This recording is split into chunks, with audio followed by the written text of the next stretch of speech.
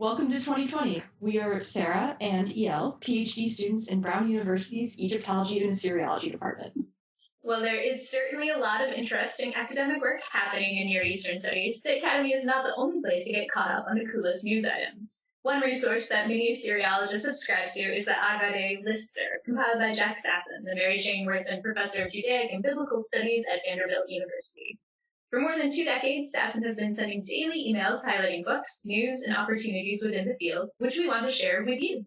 In addition to the Agade list, we have scoured the internet for the most exciting news stories and public scholarship related to the ancient Near East. Throughout the month, El and I will curate a selection of items for interested non-specialists. Then we'll share them with you in videos like this so that you can be part of the conversation. The New York Times has a lovely write-up of the Thesaurus Linguae Latinae, a thesaurus of the Latin language that accounts for all the appearances of individual words throughout the Latin corpus. It began in the 1890s on note cards and won't finish for another few decades. If you're ever in Munich, stop by to take a look at how the project has evolved over the centuries, but in the meantime, take a look at the lovely Times feature. In a world filled with far too much racist alien archaeology stories, here's one that flips the story. The Gothamist describes a new exhibition at the Metropolitan Museum of Art called Rayon Tabet, Alien Property. Features modern art by the eponymous Rayon Tabet, a contemporary artist from Lebanon, whose great-grandfather worked as a translator for Baron Max von Oppenheim. Tabet's work focuses on the figure in the background and highlights the risks posed to artifacts in Western locations. If you're in New York, check it out. If you're a fan of art that's not just displayed on walls, archaeologist Anne Austin and her colleagues have used infrared imaging to identify tattoos on 7 mummies from Deir el-Medina. Read the review on Science News that discusses the types of tattoo design and what these discoveries might mean. If you are a fan of art that's displayed on walls, you might be interested in Michael Rakowitz's reimagining of demolished Assyrian panel reliefs in the Oriental Institute in Chicago. The new exhibit features work by the Iraqi-American artist that incorporates remaining reliefs in the OI's collection with an array of Middle Eastern newspapers and Iraqi food packaging. Have you been inspired by all of the fantastic cuneiform gingerbread popping up all over the internet, but don't have a steady enough hand to wield the stylus yourself? Me too. That's why I was super excited to see the launch of the Epic of Gilgamesh rolling pin. You too can recreate the timeless epic in your gingerbread at home. We are lucky in Assyriology to have such dedicated public scholars in the field. You can check out one of the best, Dr. Moody Al-Rashid of Oxford, on Making History. Listen to her break down some of the ways we know what we know about ancient Mesopotamia. Of course, you also know that the Digital Hammurabi team are among these dedicated public scholars, or you would not be watching this video. Our very own Megan Lewis was featured on the Ark and Am podcast, talking about her journey to become an Assyriologist and public scholar, as well as cuneiform royal inscriptions and the record they left behind. For those interested in the many aspects of the material culture of the ancient Middle East, a new edited volume may be an interest.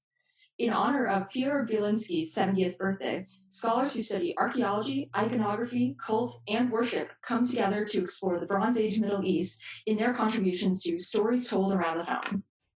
Another edited volume that caught our attention is Religious Convergence in the Ancient Mediterranean. This volume brings together scholars in religion, archaeology, philology, and history to explore case studies of cultural settings from the Hittite, Phoenician, Greek, and Roman worlds, focusing on encounters at the boundaries of cultures, landscapes, chronologies, and social status. The potential of these comparative and interdisciplinary studies is exciting and a sign of the continuing evolution of the discipline. If you find yourself in Paris between January 23rd and April 16th, consider heading over to the Paris Nanterre University for their series of lectures on the theme of jewelry and ornaments in the ancient Near East, materials, techniques, genre, and symbols. Every 2 to 3 weeks, a selection of speakers will offer insights into this theme for a wide audience. Go for the scholarship and stay for the scholarship. In exciting archaeological news, a joint expedition between the Oman Ministry of Heritage and Germany's Heidelberg University has found an Iron Age settlement in North al-Sharqiya, along with 45 tombs. The team believes that the settlement and tombs belong to the people who worked in copper mining since the early Iron Age. The site is ripe with artifacts telling us about the social status of its occupants and their burial practices. Kanye West made quite a stir in the world of Assyriology this month. That's right, you heard me correctly, Kanye West. West's first operatic work, Nebuchadnezzar, has just premiered at the Hollywood Bowl in Los Angeles. Set in the 6th century BCE, the opera is based on the biblical story of Nebuchadnezzar II, a powerful ruler and the longest reigning king of Babylon. I think I speak for all of us when I say we're interested to see what this does for the field. In an astonishing find for Egyptian archaeologists, clues into the rushed burial of the famous King Tut have been found in the Valley of the Kings. At the bottom of a 5-meter shaft were materials used in the rushed mummification of the young king. The discovery of this chamber is the first in relation to King Tut since 1922.